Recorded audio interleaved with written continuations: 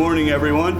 Our format for our event this morning is a question and answer session. We'll start with an introduction of our legislators and letting them take 2 or 3 minutes to give some introductory comments.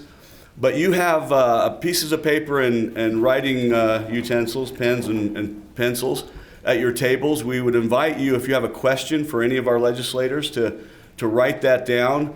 I know I've got Scott Barlow, and maybe I'll recruit Lana, and maybe even Bruce if we have a lot of them, but we'll be able to come around and gather those up, and we'll take those up front to the legislators to be able to address those questions. So feel free to write your questions down. If it's directed at a particular legislator, please note that, and we'll get those to the appropriate ones. Yeah, and when you have those, please just kind of hold them up so we can see you and we know you've got a question that you want us to pick up. We'll go ahead and do introductions now then.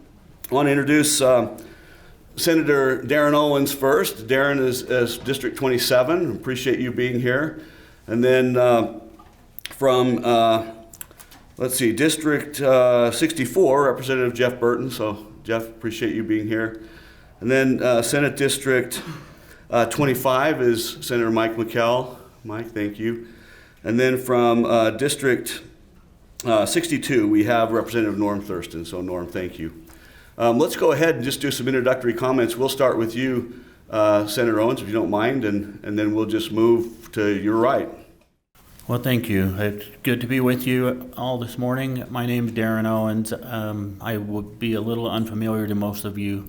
My district touches Utah County now with redistricting. I have basically everything on the west side of I-15 and Santaquin Main Street south. So Summit Ridge and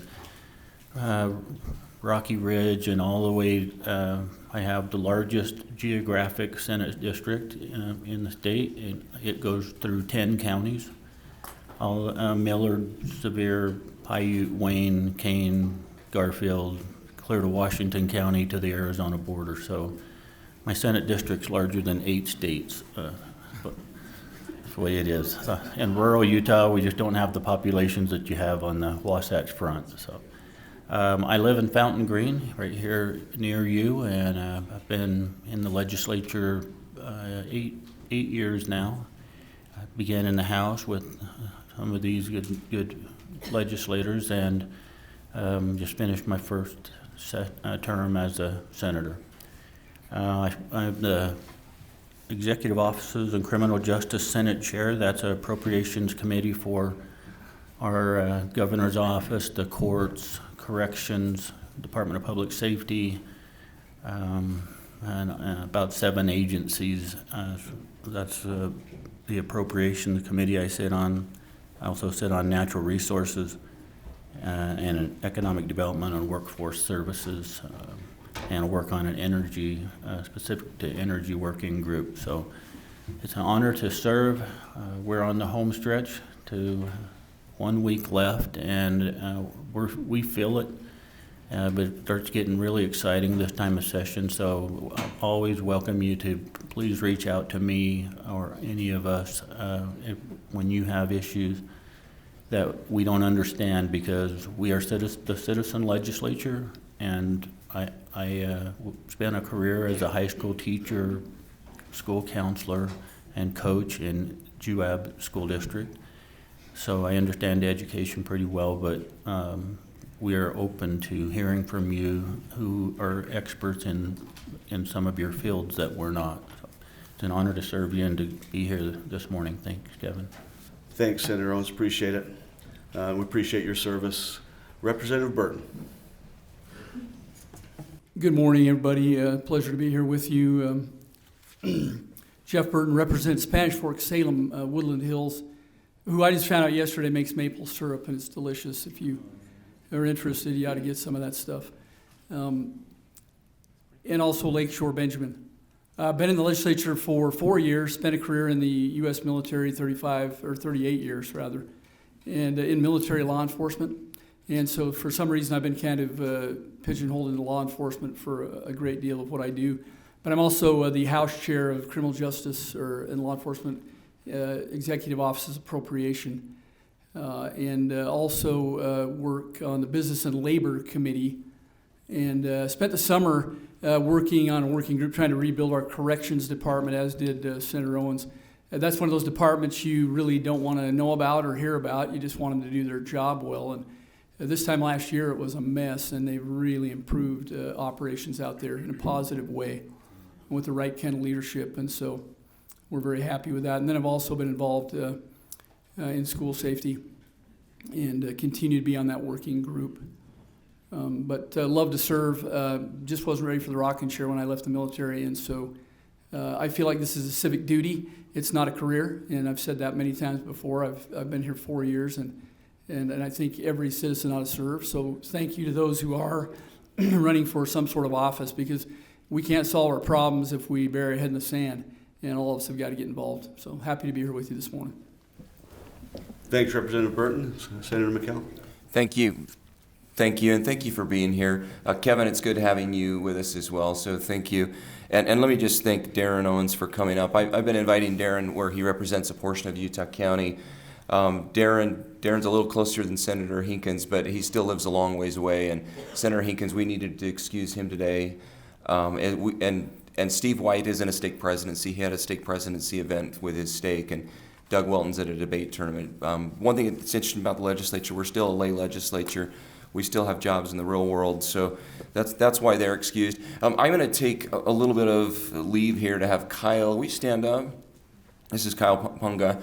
Kyle is my intern. He's been interning with me this legislative session. If you guys could give him a round of applause, please. Anyone that can put up with me for 6 weeks deserves that, and it's been good. Kyle actually works in the law office. He's a student at Utah Valley University. And Kyle has been doing a good job. I was ignoring somebody in the back. That's okay. So I've served. This is my 12th session, and I'm really proud of what we've done this year. I think the theme for this year is just normal. We've had some huge budget swings up and down over the last few years. I guess my theme would be normal. Our budget is going to be balanced. We got the numbers through executive probes last night. And things have finally normalized and stabilized in a really positive way, and I think that's where we're at now. So, and that's a good thing. But with that, I'll shut up. Thanks, Senator McCall. Representative Thurston. That'd be a first. So I'm Norm Thurston. I represent Provo. It's the southeast part of Provo, so it's everything south of 300 North and all the southeast corner. And then Springville, the part that's behind McDonald's and the Westfields, and then all the way down to Walmart and south to the Spanish Fork border. And where's my Spanish Fork people? I now have a small chunk of Spanish Fork again, because I had some unincorporated Utah County, and then somehow it got incorporated into Spanish Fork. Wonderful. So I've got, if the three of you who live in that unincorporated segment are here, I would love to meet you. It'd be great. I think my observations from this session are, like the senator said, it's a normal year, which is really bizarre because half of the House has been in the House less than 4 years, so they don't know what a normal year looks like. And so now they're all freaking out that we have a normal year, as we don't have like billions of dollars of federal money to just deal with. And yeah, it's kind of fun though to watch just the process works. This year, this is my 10th session. This is I always know that it's going to be a good session when I pick the day when I just don't care anymore. And I had that on about day 2. So, you know, if my bills pass, that's great. If they don't pass, that's fine. If, you know, if my request for appropriations, which I didn't have any, you know, if they don't get considered, whatever, it's all good because the process works. And I think that's the key is, you know, you can't get too wrapped up in, you know, this one bill that I really love has just got to pass. You know, you have to let the process work. You have an idea, you take it to the committee, you find out your idea is dumb. It's part of the process. Or the House thinks it's great, you take it to the Senate, and the Senate tells you that it's dumb. That's the way that this whole thing is designed to work. It is designed on purpose to be hard to pass a bill. You have to get the House and the Senate, and that has not just the whole body, the committee and the whole body on both chambers, and then the governor to sign it. That's supposed to be hard, because that's the kind of the refining process. That only the very best stuff gets passed. So, yeah, like Mike mentioned, the budget that came out last night, I'm actually very, very pleased with the way that Executive Appropriations was able to take all of these requests and all of the ideas and put that into a budget that actually makes sense. Now, I will tell you, there's probably about 0.25% of stuff in that budget somewhere that just doesn't make sense. But if it's 0.25% on that much money, I think we would agree that we did a pretty darn good job. So 99.75% of the budget is spent on good stuff. Now, I think there's some unfunded stuff that didn't get funded this year that we probably should have funded, but we were constrained by balanced budget. So, you can only do so much. So, we can talk more about that if you have questions about budget, or we can talk about other fun stuff. Oh, it looks like we're in a pile. All right, great. Well, let's let it go back to the other end of the table.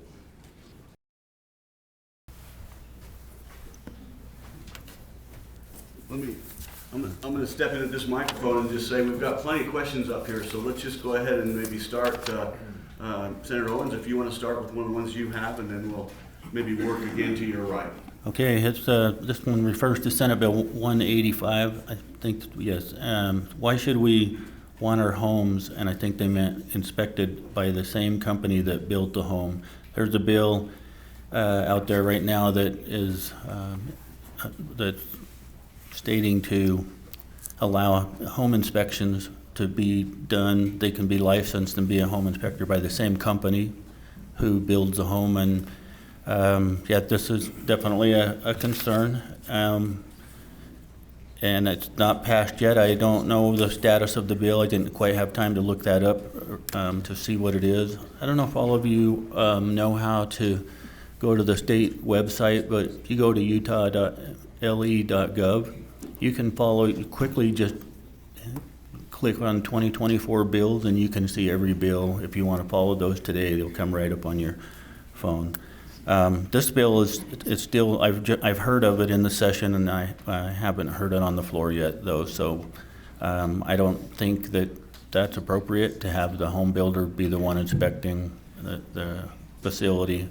It seems like there would be some liability with that. So I'll start with that short one and turn it over to you, Representative. Okay, and I want you to know we have not seen these questions ahead of time, so we don't play that game. We are willing to try to answer hard questions. There is a bill. This question asks about Senate Bill 226, run by Senator John Johnson. It's School of General Education Act, and I don't know if Rick's seen this, but I think it did go through the Senate. I'm not sure we've seen it yet. We haven't voted on this, but what it does is eliminates woke dogma from higher education.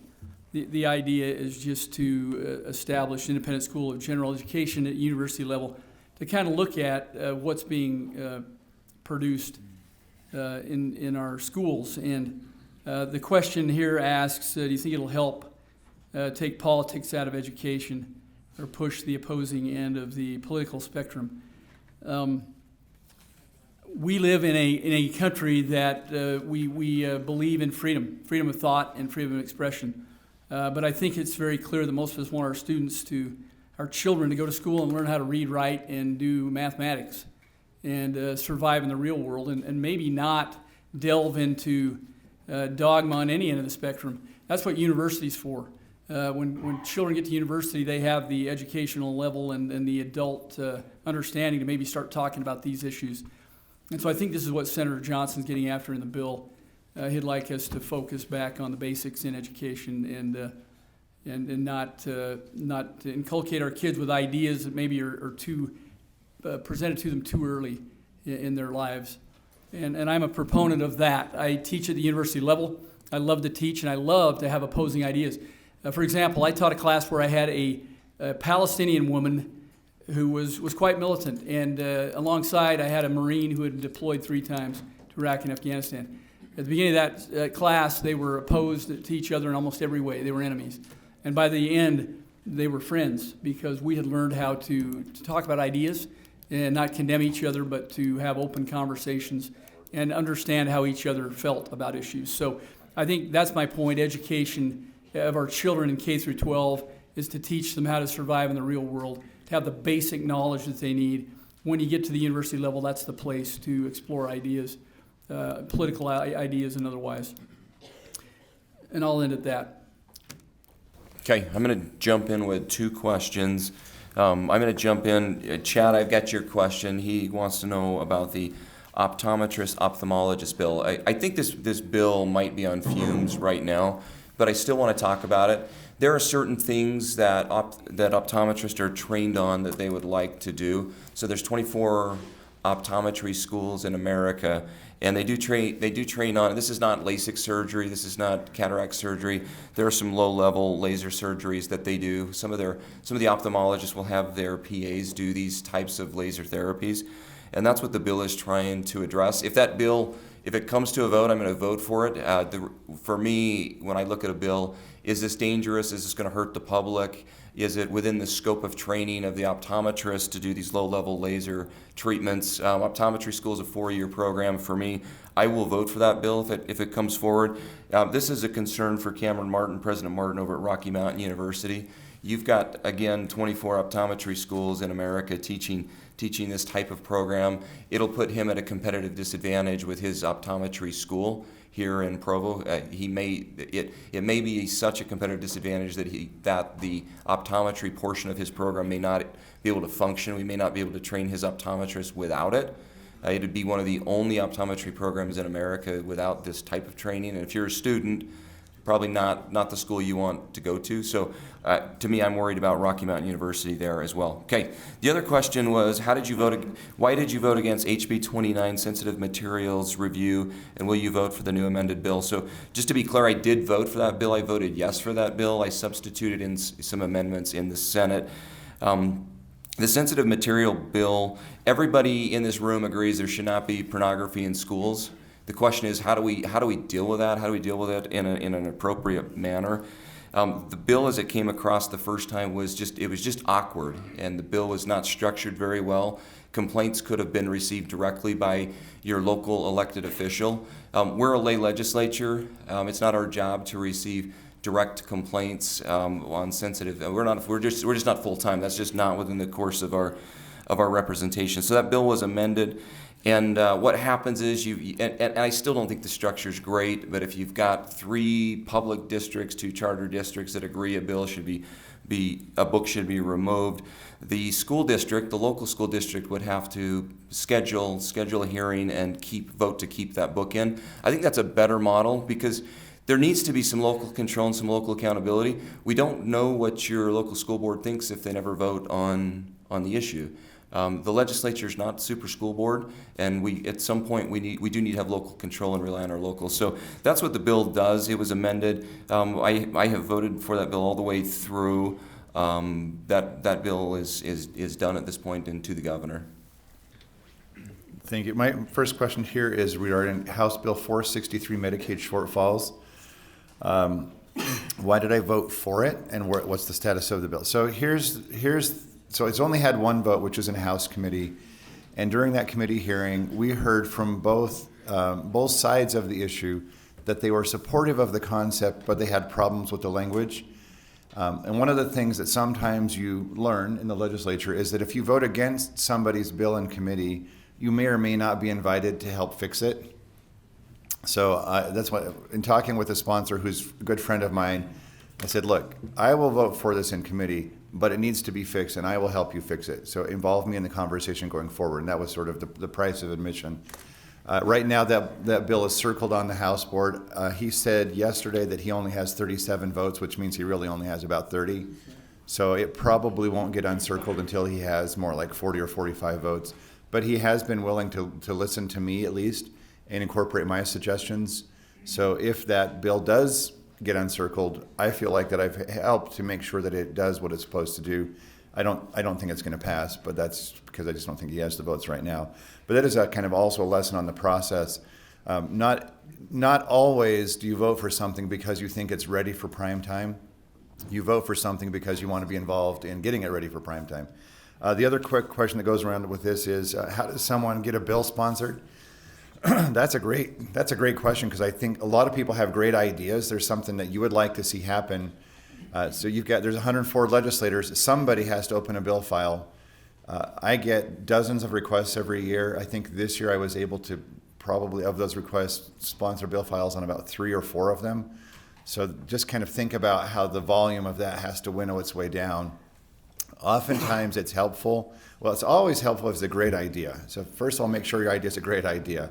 If it's a weak idea or a questionable idea, you're going to have a hard time. And then the second thing is get other people who think like you to also have that same great idea.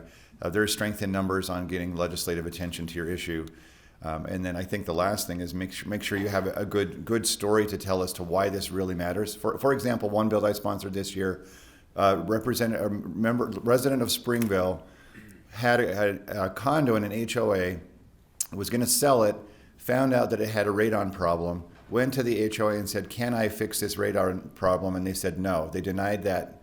And I was like, how could that possibly be the case, that your HOA can stop you from correcting a public health issue with your residents?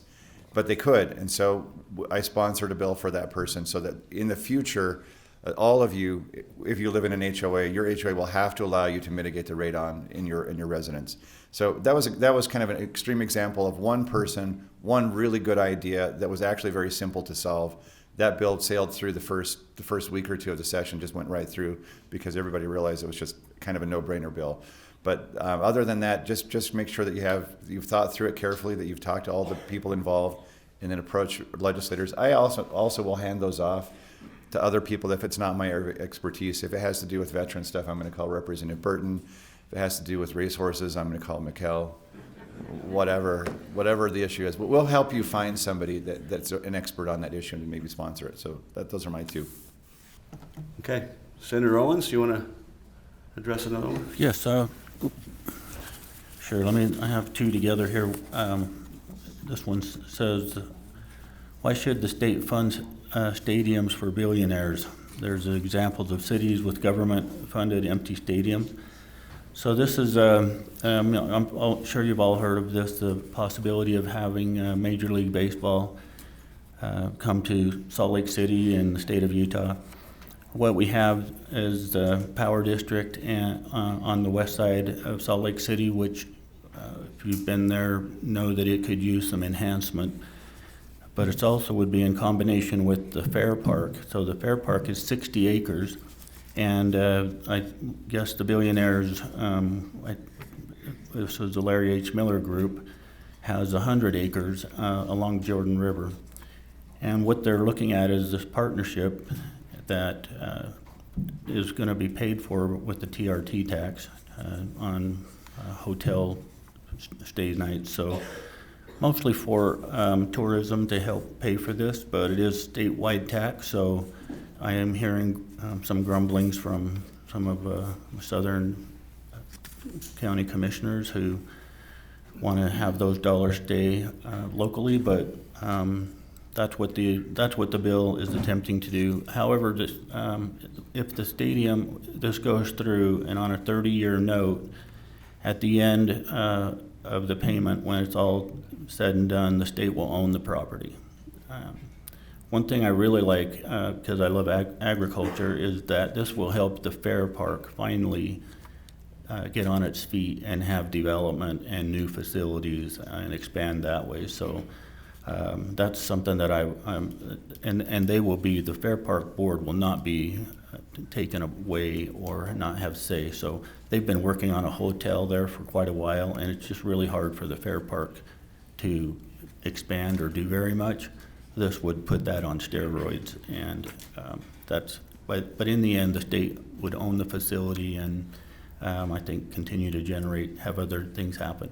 We're an emerging state, and Salt Lake City, and with our population, could sustain that. It's an exciting time, but yes, definitely a large ticket item. So another question: with the growth of Utah, do we have plans for a new reservoir? This was another. This is about Senate Bill 211. And the promise or possibility of augmenting water for the state. So there's a Senate Bill 211. It creates a new authority that is looking for water infrastructure and how to fund that. The frustrating thing on many levels for us is that the federal government used to pay, we say that, the federal government used to pay for these things. Well, it's not the federal government. It's our federal tax dollars. They're our dollars. But they used to use these to help us build dams and large infrastructure items. So now the state has to figure out a way. We have to plan and keep our budget balanced, and that's what we promise we will do. So this effort is to negotiate with other states and see what possibilities there are to. I know there's been an agreement in Nevada and California, and somehow they trade water off of the Colorado and are able to make it go further and helps everybody. Well, if those partnerships are out there, we want to find out what they look like. There's been a lot of concern that these will be meetings behind closed doors. Well, the meetings will, but it still has to be approved by the legislature. So they want to be able to openly discuss all different aspects and items, and not say, oh, we are going to put this pipeline possibly through a certain place in the state, and then have developers go in and speculate and purchase property and raise the project right out from under you, take the cost. So that I would tell anybody who's really worried about that being closed, it needs to be. Before it can pass and become anything that's accepted, it will be in public and in front of the legislature. So this one asked about reservoirs. I'm happy to announce that I know it's not here in central Utah, but the Appropriations Committee last night put $10 million aside for a reservoir down on the Virgin River. This is a Cove East Fork Virgin River. And what that'll do, Lake Mead, ironically, is rising right now because it's fed by the Virgin River.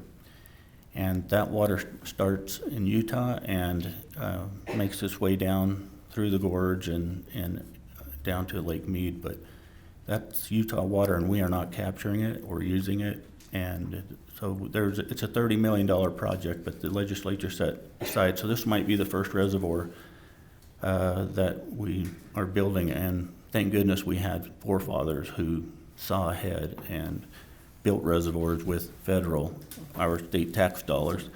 And I love the question because it's something we are looking at, and that's what the authority is supposed to do. We have to think ahead for our emerging state with the population growth we have. So. Thanks, Senator Owens. Before we move on, just let me, as kind of a matter of format again, unfortunately with the time we have, we're not able to take hand-raising, questions from the audience. But I know a lot of you may be thinking of personal experiences or experiences you're aware of that might help impact the awareness of what a bill may or may not do. And so I would invite you, if you have those kinds of experiences, to write a letter to one of these legislators up here. They would like to have that information. Again, this forum doesn't allow us to capture everything that you're thinking, everything that you're aware of, but those are important things to do. So if you do have follow-ups to the comments that they're making, and we don't get a chance to address them by a written question or a written maybe follow-up question, please take the time to write them, a letter or an email, and let them know the knowledge that you have, the experience that you have that might help them form, their opinions and their approaches to these bills. So with that, Representative Burton, we'll move on. Okay, thank you. These questions, I'll be quick. I think everybody here in this room, if we had a minute to talk one-on-one, would say that they're worried about immigration, what's going on at the border. This question asks, with the increase in illegal immigration, are we seeing gang activity increase in Utah? And what are we doing to decrease that? So number one, it's federal malpractice, what's going on at the border. Our federal government is not doing their job. Their job is to protect our borders. They're not doing it flat out. And I served in a uniform on the border, working with the Border Patrol to keep our borders safe and to make sure the people who came in here were processed appropriately. That has not been happening. And recently our speaker went down with the governor and they witnessed 4,000 people crossing the border in one day. And what was interesting about that border crossing was this. The vast majority of those people were not from Mexico. They were from South America, Asia, the Middle East. This government is letting people who wish to do us harm into our country. And so have we seen an increase in gang activity? We have. gangs have existed in our state for some time. We saw an increase in East African gang activity. There was a shooting, in fact, down below the Capitol here fairly recently involving one of those groups. And so I would say, hey, what made America great is every one of us, if we have, the genealogy app, we could all find out where we come from and that we're related. The fact is we need to integrate into American society. That's one of the things we have not done well over the last many years.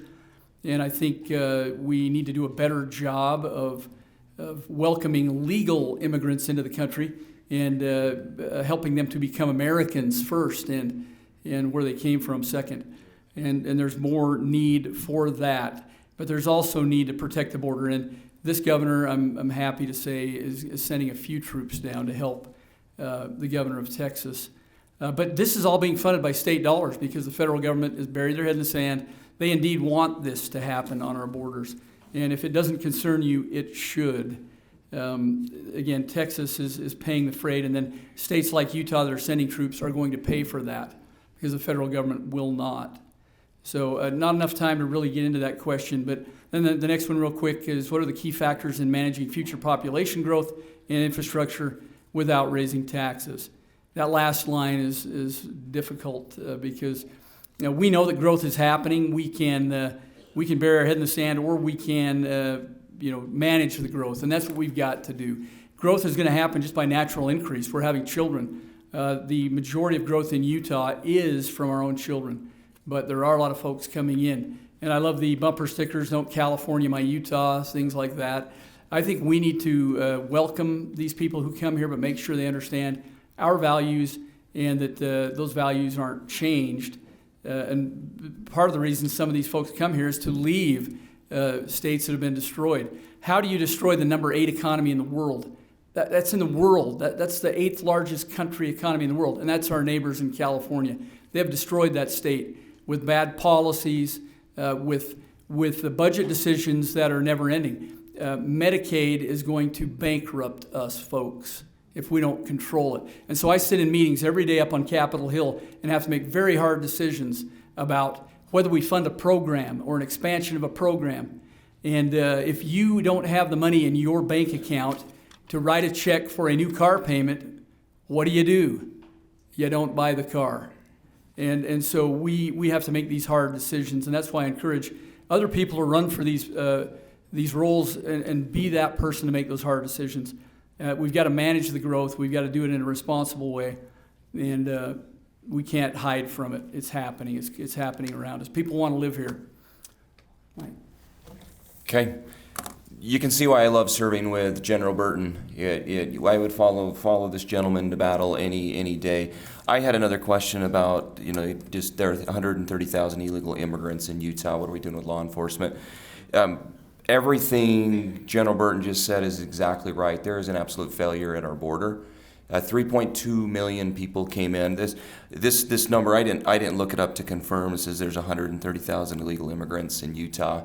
I don't know if that's true or not. I don't know if that number, but what I do know is the number is going to climb unless the Congress acts, and that's one of my frustrations. Everybody in this room, every Democrat I know, every Republican I've talked to knows that the border is broken, and it's frustrating to see Congress not act. And that's one of the reasons I'm grateful to be in the legislature. Everybody in this room, Democrat and Republican, knows that the debt is not sustainable by the federal government. $34 trillion.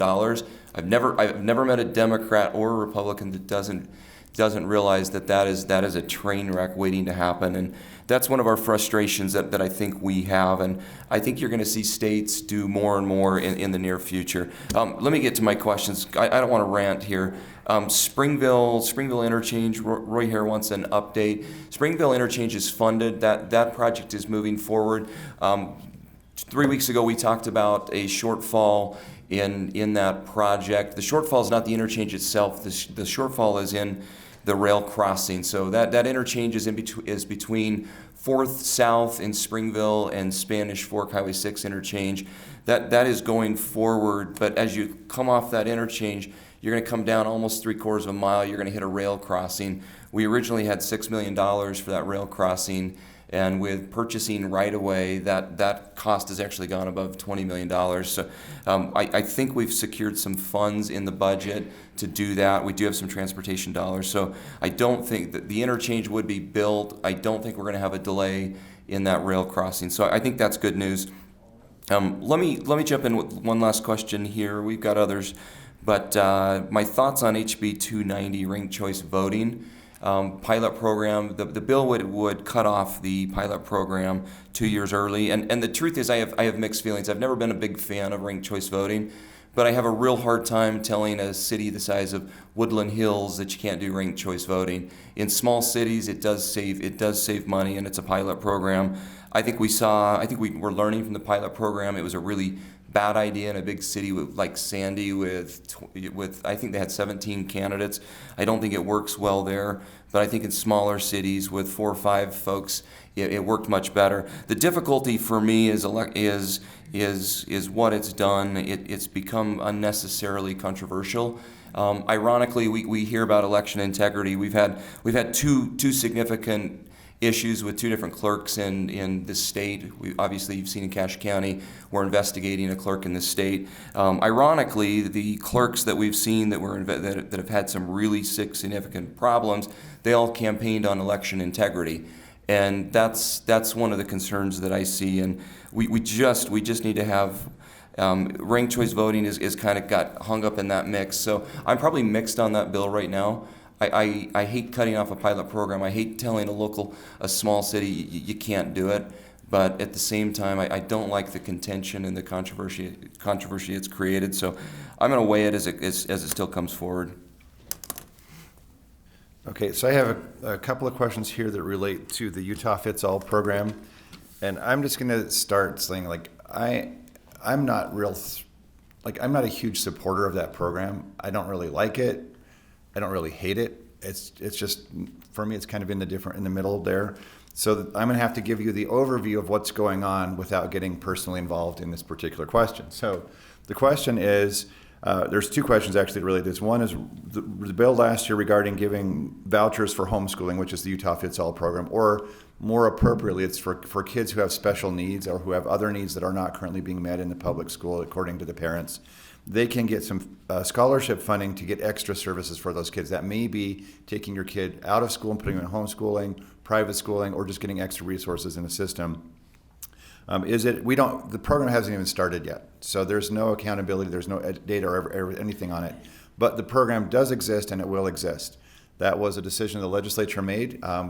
There's no political will to undo that. So I'm starting from the position that program is going to exist. Whether anybody loves it or hates it, it's going to exist. So I think we have an obligation then, since it's going to exist, to do it right. And so there was a question this year as well. Was it adequately funded? The last thing that you want to do is have a program that you stand up that's not adequately funded, and then it suffers not because it's not a good program, but because it wasn't adequately funded. The original request from the Senate was $150 million. I think that was ongoing money, if I recall right? $150 million ongoing money. That wasn't going to happen. There's not that much money available. So at the same time, we need to have money for our public schools, increasing the money going to public schools. So going through the process, which is making sausage, nobody really likes it to watch it happen. But through the process, it ended up that there will be an additional $40 million to help make sure that program is ready and willing to take those kids that apply on day one, so that they don't have this weird problem of waiting lists and backlog and lotteries and all these other things that you never want to have. At the same time, we were able to get $50 million extra for the public schools. So going a cut from 150 down to 40 in the request, and then going up from 0 to 50 on the other schools. It's not ideal. I don't think probably nobody is happy with that on any side of this issue, but it's what's in the budget.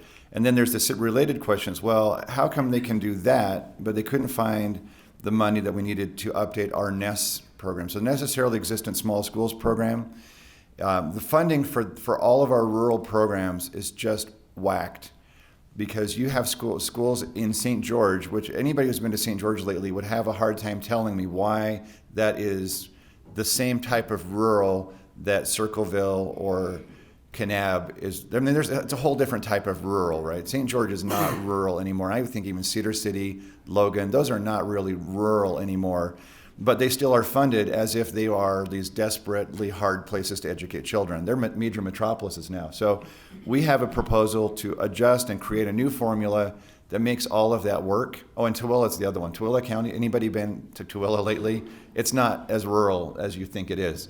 And Senator Owens knows what rural is, and it's not Tooele, right? So, but we were not able to get in all of the mix of the budget. The Executive Appropriations Committee, despite our recommendation, did not fund that switch over to that new system. Because the problem is that school districts are counting on money that was on the old formula, and then you're going to have a new formula where some of them are going to get more and some of them are going to get less. And there's a transition period where you have to kind of make everybody whole. And that money did not materialize, which that's one of the things I was most disappointed about this session, because that would have been really great for efficiency in government and funding going forward.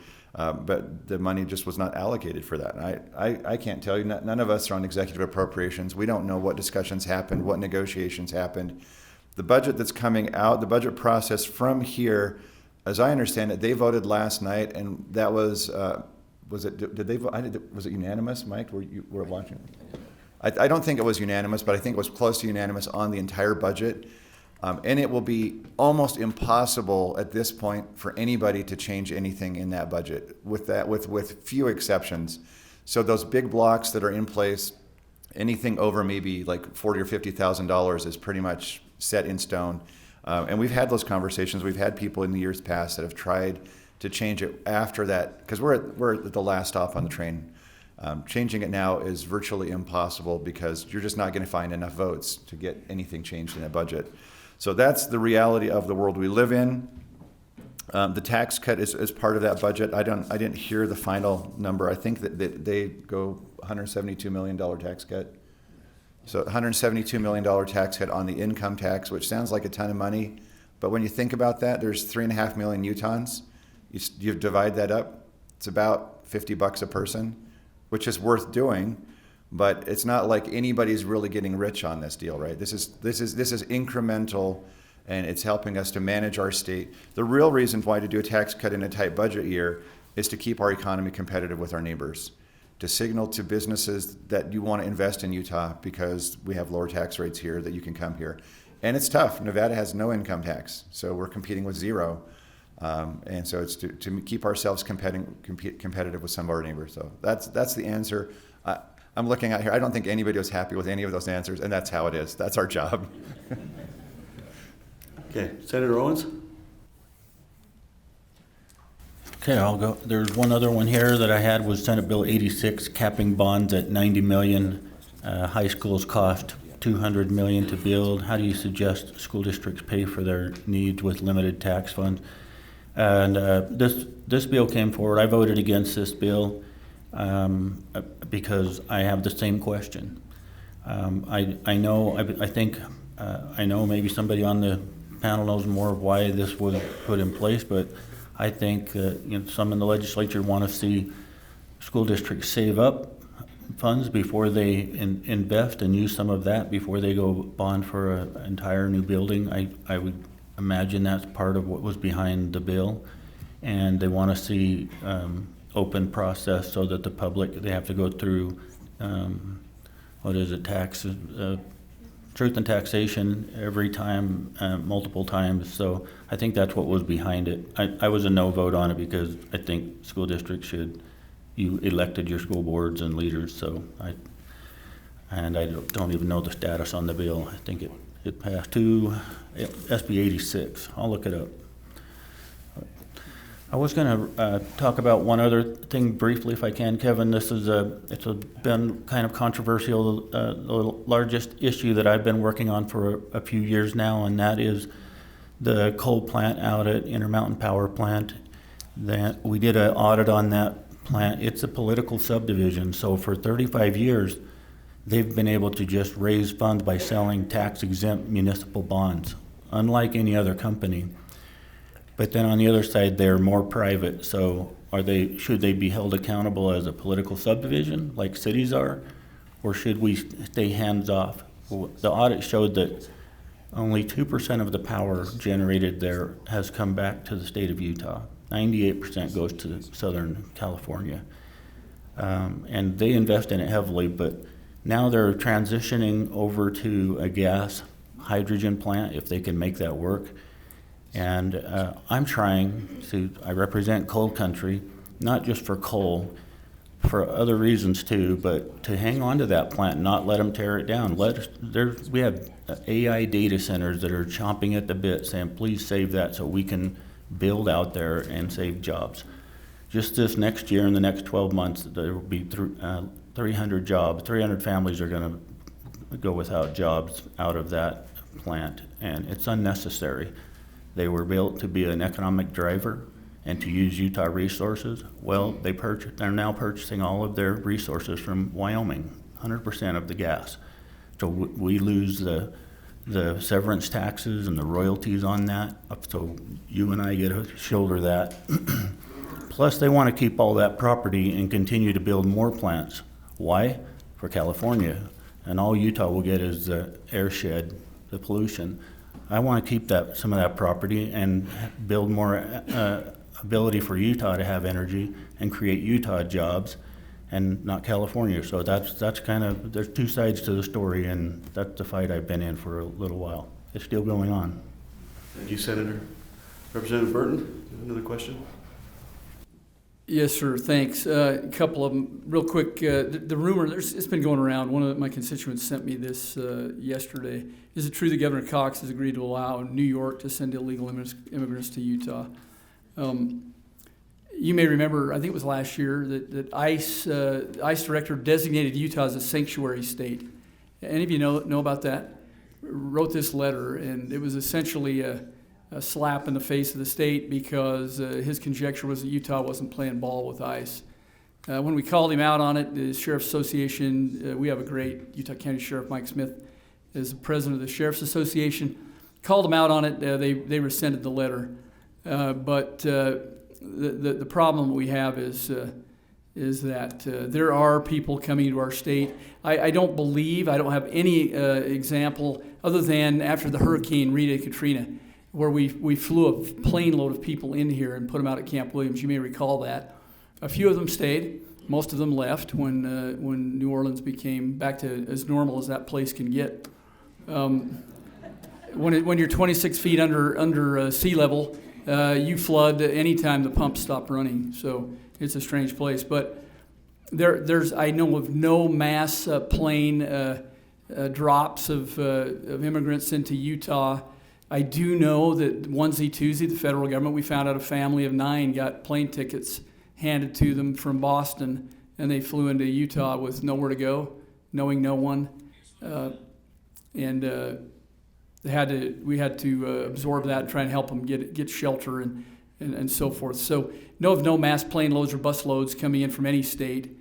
Don't know of Governor Cox agreeing to anything like that, but do we have immigrants coming in? Yes. Does the federal government send them in? Yes. Have we had trouble in coordination with the federal government? We have 3 other government agencies coming here and doing no-knock warrants, and they have not coordinated with our law enforcement. This is nonsense. So I can tell you that the integration with federal law enforcement got much better after 9/11. Well, it's deteriorating again. Why? Because we don't see things the way the federal government does, and so they're not coordinating with us. We are pushing back on that, trying to ensure that they show due deference to local law enforcement. They're going to get themselves hurt if they keep coming in and doing things and we don't even know they're here, because we may respond to a situation and not know they're there. So this is a problem, and I will talk to Governor Cox, and I know somebody up here who knows him even better than I do, but I will talk to him and ask him this question. I do not think this has happened, but he just got back from D.C. himself, so we'll talk to him as soon as we have the opportunity to. And then real quick, the last one, everybody's worried about high home prices. I wish Stephen White were here. He is working on this very, very hard. We live in a state where people want to live, and it's primarily our children that need homes. We're working really hard. It may not seem that we are, but we are. We're looking at every option on affordable home building. The problem is we have a free market economy, And we love that free market economy, but sometimes it doesn't serve us very well. Land cost is through the roof. Anybody who's bought land lately knows that. Land cost, material cost, building cost. This working group that Stephen White is leading is looking at innovative solutions to include pre-manufactured buildings that really save a lot of money. Why? Because you get the building on site immediately, and you're not paying that land interest waiting for the home to be built. We're looking at smaller homes, but we want to focus on single-family dwellings. We don't want a bunch of apartment buildings. That's what we're hearing from the citizens. So maybe smaller single-family dwellings, maybe more on a building lot than is currently smaller lots. But we're looking at innovative solutions to a very difficult problem. It's not easy to solve. We're also even looking at state land and maybe having it donated to some building projects. We've got a lot of state land that's sitting empty and may never be developed. Why not bring that into the mix? And that's a thought, but one of those things they're talking about. Thanks. Can I add to that real quick? We just heard from Senator Mike Lee that he's running a bill that would have the federal government, we have so much federal controlled property in Utah that he's pushing the federal government to release that land so we can build on it to help with the home building crisis. Now, this wouldn't be under the delicate arch. This would be around the cities where they have, where you actually have land you could build on. So, I was getting ready to buy my lot next to the Delicate Arch, but I guess it's not going to happen. Hey, let me give two questions. These are both kind of tied to cities and government. There's a question about internet service providers. This has been a Spanish Fork issue from the first day I was elected, and there's always been a little bit of an effort to privatize internet service providers. Spanish Fork has its own internet service provider, its own cable network. They're here. Spanish Fork 17 is here. We appreciate them. There were several cities that tried to do this early on. Spanish Fork was actually cutting edge, brought broadband to Spanish Fork before it was a thing. And in the end, it paid huge dividends, and it's been really successful. Utopia was another company that tried to do that, and it was kind of a train wreck. And immediately there was this push to say, you know what, you got to privatize. Government shouldn't be doing this. This is just an issue that the question is, you know, what's your position? I'm always going to play defense to that. I think Spanish Fork has done a good job. I think we've relied upon Spanish Fork 17 and our Spanish Fork cable network and our internet here. And we're just going to continue to do that. So that's an issue that, you know, to my colleagues, one day when I'm gone, you're going to still need to fight, make sure Spanish Fork doesn't ever get rolled over on that issue. The other issue is Senate Bill 174. This is a city-type issue as well. There is a proposal that would consider letting developers have their own inspectors, and I think somebody talked about that a little bit. There's a substitute coming to the bill. Evan Vickers is working on that bill, and I look at Evan Vickers. He's kind of the second senator for Spanish Fork. He's got Icelandic blood. His grandparents are buried in the Spanish Fork Cemetery. So I love Evan. I know Spanish Fork has reached out to me. I know Payson's reached out to me, and to say cities hate this proposal is probably an understatement. The proposal really concerns me as well. I think there does need to be a degree of independence. So I've got to see what this fifth substitute looks like. I'm inclined to vote against my colleague on this one, just because I think it's tough. It'd be tough for me to be convinced that the developer's own inspector is going to have the right degree of independence, and that should scare a few people. It concerns me. So with that, I'm leaning no, but I want to see his substitute. He's a good legislator. He's got Spanish Fork blood, so we're gonna watch for it. Thank you. So there's a question here about election integrity. I think Senator McKell has already addressed that, but I can talk about that if we really have to afterwards. But this one is one we haven't really touched on, which is property taxes. So it's a give and a take world, right? So if you bought a home like I did for $100,000 or $150,000 some time ago, and now that home is worth $500,000, $600,000, that's great, right? On the one hand, that's a marvelous thing, except for you can't actually spend that money until you sell the home. And if you sell the home, you got to buy another home, and it's going to cost you just as much, so you still can't spend the money. So in the meantime, what's happening is property taxes are based on home values, and in theory, if the water is rising the value of all of the homes, the property taxes stay the same. The amount of money collected from any one home should, in theory, be the same. But with the last few years, somehow that didn't happen. And we spent a lot of time the last 2 years in the Rev and Tax interim committees digging into why that happened.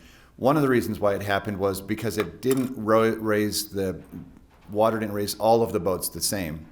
In particular, it raised residential much faster than it did commercial. So if any of you own commercial properties, you're probably not complaining about how much your property taxes went up because they didn't go up. In fact, a lot of commercial properties, the taxes went down. And so residential went up, commercial went down, but that doesn't really make anybody who has a residential property feel happy. Oh, it's great because the commercial guys are paying less. I feel good about paying more, right? How is that supposed to make you feel good? And it doesn't. So if you are living on a fixed income, if you bought your home, there may be somebody here that bought a home for $25,000, however decades ago, and now that home's worth $750,000, and your property taxes every year seem to go up and up and up and up. Well, that is true. That's what happened. So we have done a few things to provide some relief for people who live on fixed incomes in those situations. The first one is the circuit breaker. That only applies to seniors who are at very low incomes. So if you are a very low income senior, you can go down and get your property taxes reduced or eliminated. The other thing that we have done, because we understand this issue of the money, the value is there, but the money's not there. You can go to the county and say, look, I don't dispute that I owe this money because my house is worth a ton of money now, but I don't have any way of paying it. So what am I supposed to do? The county does have a tool now which will allow you to forbear that tax payment until the house is sold. So you can say, look, if this house is ever sold, and it will be at some point be sold, then the county can get their money at that point. So there are tools in place for that one. I know those aren't great tools, and it would be great if nobody had to pay property taxes, but at the same time, we just talked about our schools needing more money. Most of your property taxes is going to your school district. So that property tax does need to be paid. The schools are relying on it. The kids need it. The money's there. The one bill I have this year, now we're transitioning to talk about our own bills, so that's fine. I have one bill this year which will help you in an appeal. Sometimes it just isn't fair. Your valuation is way higher than your neighbor's. My bill will help make sure that you're on a level playing field so that when you go in and do your appeal, right now the current law says that the county's value is presumed to be correct until you prove it's not. That does not sound fair to me.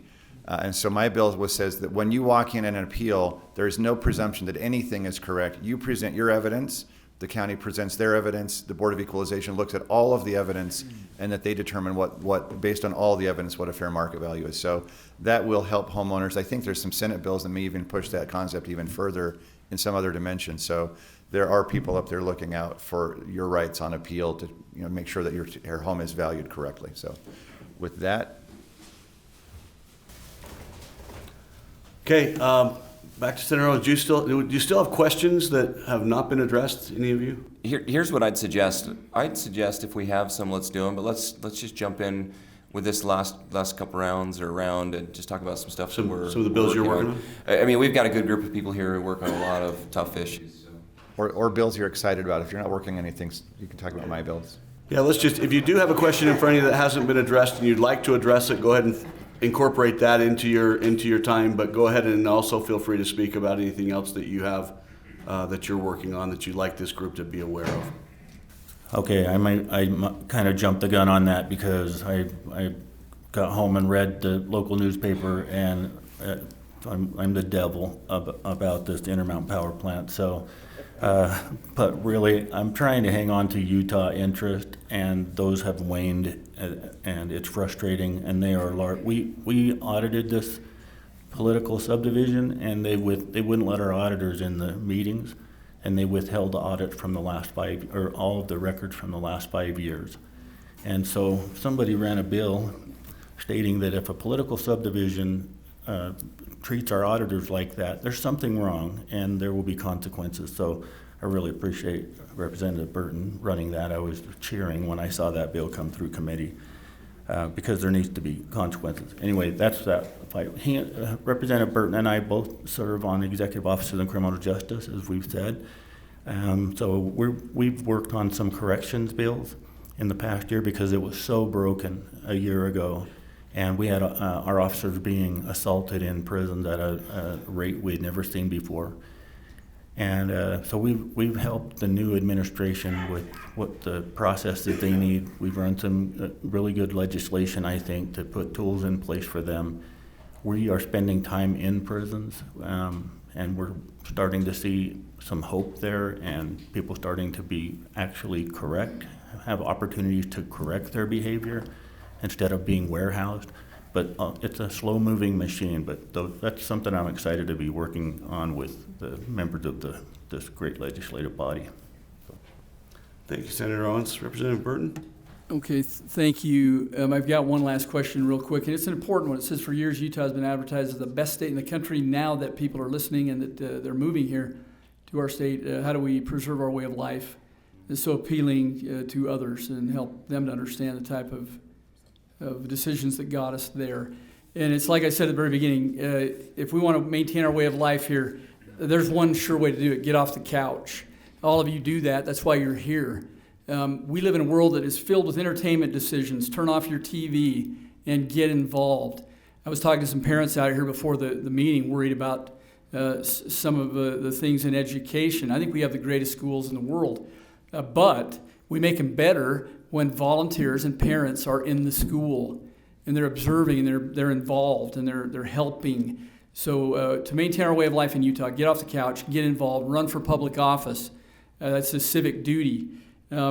Secondly, there's one thing in Utah that really troubles me, and I love this state. It's my state. I am of the predominant faith here. But we are passive-aggressive, folks, and we got to stop it.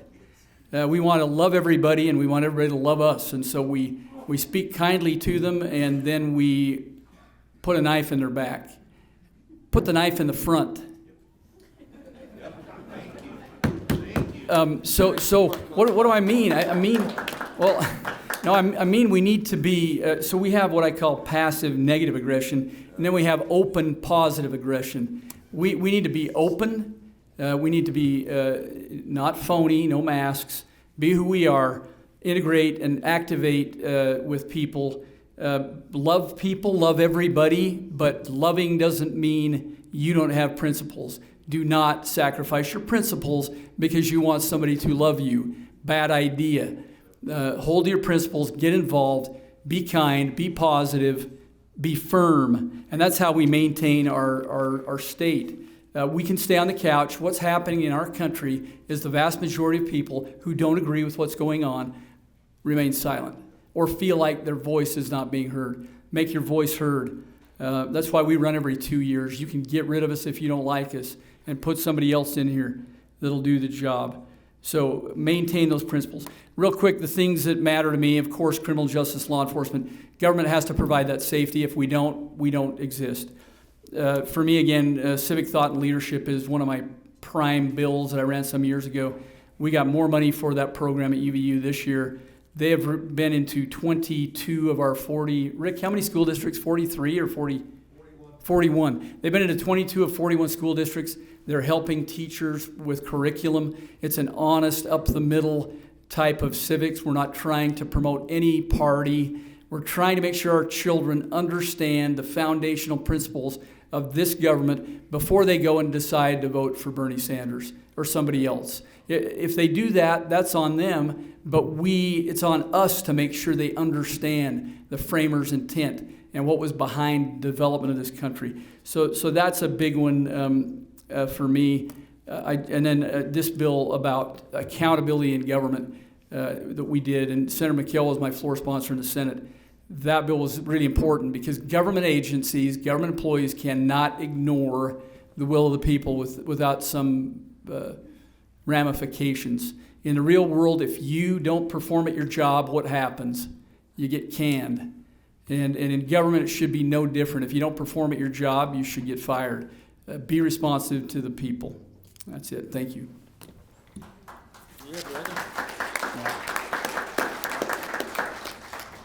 I do love serving with the general. I'm going to talk about something that's not sexy at all. I'm going to talk about eggs. Who in here likes eggs? Everybody loves eggs. Everybody likes cheap eggs. We did something a few years ago. It was probably a bad bad decision on the part of the legislature. We passed a bill dealing with free-ranging chickens and eggs, and it was a bill that was negotiated with all of the egg producers and retailers, and the idea was the retailers were going to do free-ranging chickens, and it was in the end it was a pretty bad idea. So Jeremy Rigtrip called me this year, and a lot of you know Jeremy, and Trent Shepard has reached out, and they said, look, we're not ready to implement this law, and the retailers are not ready to implement this law, and there's nothing sexy about running an egg bill, but what we did is we delayed the implementation of that law by 5 years. And I bring this bill up, it's something that's minor, but it really matters for our local folks, and I know Representative Burton's running this with me. I see Reed Haywood in the front. We ran a bill together. Norm talked about an issue that he fixed with radon gases, and our job really is to represent the community. Reed a few years ago was worried about school buses and the fact that people just blow past school buses when the stop arm comes down, and they have cameras, but law enforcement wasn't able to use that for enforcement, even though that's about as objective as you can get with evidence. So we fixed that. But the egg bill, while it may not be sexy, is important to our community, and I think that's what we do. Let me tell you one other bill that I'm actually excited about, and it's not contentious. It's going to pass. It's going to be unanimous. Sometimes we make mistakes in the legislature, and we get to fix those mistakes. And a few years ago, I ran a bill, and at the time, I don't think it was a mistake. It was the Utah Lake Restorations Act, and said if you do significant restoration work on the lake, that the state of Utah, because the state of Utah owns the lake, would have an ability to grant sovereign ground. The problem is it became just so contentious, unnecessarily so. The stakeholders in the end wanted to kill each other. They filed lawsuits against each other, and it really set Utah Lake back for a while. So what I did this year is I opened up a bill and I just repealed it. Straight up repeal. So we start at scratch. We get a blank canvas and we get to go work on Utah Lake again. And that's the cool thing about serving the legislature is there are times I had a group of kids from Reese Elementary this year, and it was the first week of the session, and I said, you ask me anything you want, and little kid in the front says, what's the worst bill that you've run? And I thought about that all session long, and I think my Utah Lake bill created the most contention in the community, and I'm really glad that we're going to have a chance to repeal that and start over. But really appreciate the chance to work with the community on some of these bills, so thank you. So the bill that I'm most excited about at the moment, because it changes from day to day, is House Bill 425. To have its Senate hearing on Monday, which is great because that's the last chance to have a Senate. Well, because there's one more chance. So, but what this bill does, those of you who've ever filled a prescription are aware that when you go to the pharmacy, well, in the pharmacy world, there's full retail price, there's what the pharmacy pays, there's what your health plan pays, there's what you pay, there's all these prices out there. And one of the things that gets messed up in all of that is called a rebate. So I'll just use the PBM examples. If you have pharmacy benefit managers, which are, we'll just paint those for today's discussion as the bad guy in this equation. They're not always the bad guy, but for today they can be. And the manufacturer. So the manufacturer says this drug needs to cost $1,000 a month, and the PBM says that's ridiculous. We're going to negotiate on behalf of our members so that it doesn't have to cost $1,000 a month. So they sound like the good guy, right? Okay, but wait, you'll see. So they get the manufacturer to agree that every time you, the patient, fills your insulin prescription, they get a $700 check back. So now you think you should have to pay how much? $300, right? Well, no. You go to the pharmacy and it's still $1,000, and you didn't even know that this $700 check was in the system somewhere. And guess where it's going? It goes to your PBM, and guess what they do with it? They keep it, and they don't tell you about it. And so you think, wow, that's crazy. Why is insulin $1,000? Those manufacturers must be jerks. And what you don't know is the real jerk in this equation is the PBM, because they negotiate a discount for themselves, but they work for you. They didn't negotiate the discount for you, they negotiated it for themselves, and so they're keeping your money. So what this bill says is that if there is a rebate from a manufacturer to a PBM, it all has to pass through in some way or form to the enrollees. And we're giving them some flexibility, which I had to begrudgingly allow, because I wanted to say that specific patient should get that $700 because they deserve it. Most plans will do that, But there are other ways that they could benefit you as well, because maybe they say, well, the whole group gets lower premiums or something else. But at a minimum, they can't just pocket the money and not tell anybody about it. So that's the bill. I also hinted there that it got watered down from where it started just a little bit. But the good news is that PEHP, which is the State Employee Health Plan, and they often are leaders in innovation on things like this, they have agreed as of last night that they are going to make sure that that money gets to the patient, that they're not going to use it for premium reduction or anything else. When you go to the pharmacy, you will pay no more than the net price, the true net price of what that drug is, that you'll be capped at that amount. So I'm excited to see this go forward. I'm sure the Senate's going to love it on Monday. love it. Love it. I love it already. All right, so there we go. I got 2 I love votes. this bill. Get 13 more. All right, so that's a bill I'm excited about. It should actually help patients in the short run right away. With the time left, maybe we'll just go right back through, starting with Senator Owens. Any just parting comments, any last thoughts, and we'll work our way around to Representative Thurston. Yes, I'll be quick. So when people come to the Hill, we have so many accolades in the state of Utah. We just lead in so many ways, and the legislature, honestly, we get too much credit and too much blame, because it's really the people that make the state great. It's each of you, and that's why I really appreciate Senator Burton talking about just getting off the couch and doing what you're doing today. And you can't put everybody in just a simple box of a producer or consumer, but we kind of have those, and you see people come, and some people want to give, and some people just want to take. And some people are just angry on the Hill, and it's a hard time to serve in public office. So the way you get things done is being respectful and having your voice be heard, and be a builder in your community, which it's obvious you're out here early on a Saturday morning, and I applaud all of you for that.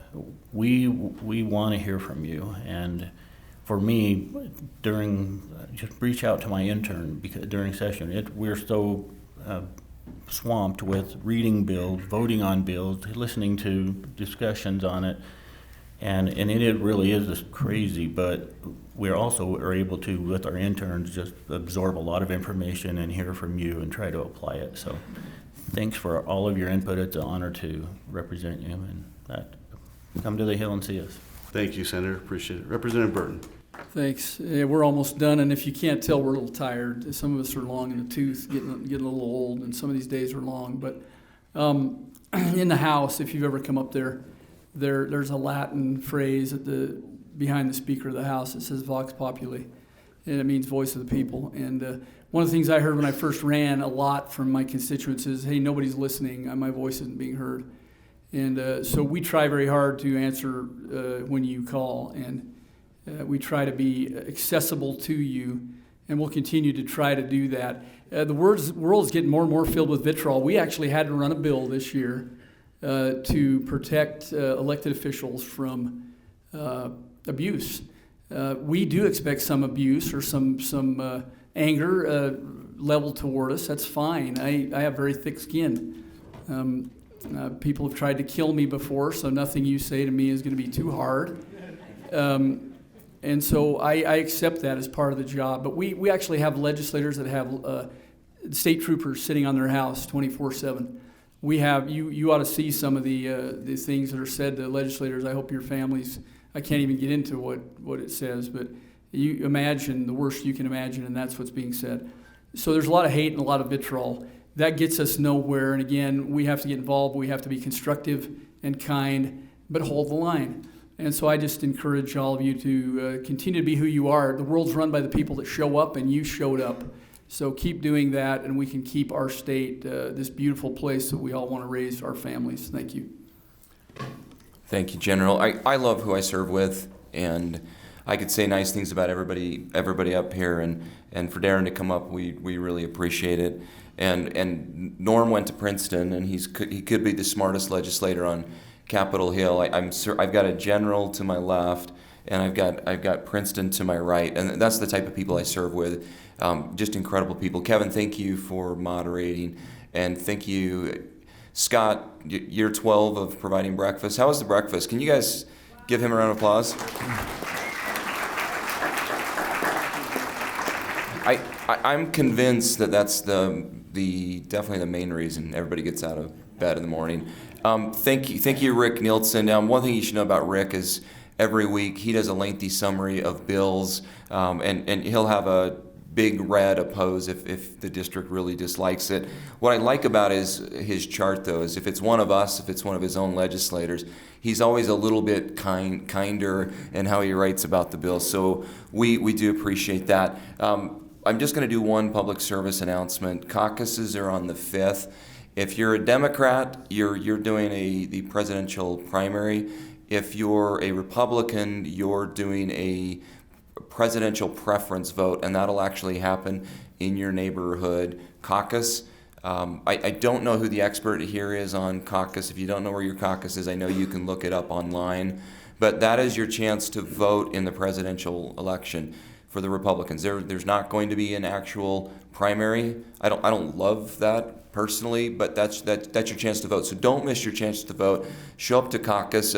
I know we're in a room full of folks that'll probably go to caucus, but encourage your friends and neighbors to go to caucus. That's how they're going to have their voice heard in the presidential race. But again, thank you for getting out of bed. Thank you for being here. It means lots to us. Thank you. Yeah, I just want to echo that there's all of these different groups of people in the legislature. Of course, there's the whole House, there's the whole Senate, there's the whole legislature. One of the groups that's been very beneficial to you and to us this session is our meeting. We meet, General Burton has had us meet every Friday morning at 7 o'clock, which at many times was hard for me to get there on time. But as Utah County legislators, we meet together every Friday morning at 7 o'clock to discuss what is important to us as a team, as a Utah County team. I don't know if people realize this, but the Utah County Republicans in the legislature is the largest single voting bloc. And we include Darren, that he represents Utah County, and also Steve Lund, who represents parts of Utah County. And I think we even include Mike Kohler, even though he technically doesn't have any part of Utah County. But if that group of people is the largest single voting bloc in the legislature, and so when we get together and get aligned on our goals and our priorities, we can get stuff done. And you will see that this year in a lot of different things. So it's been very effective. We've had great leadership. And, it's actually great collegiality.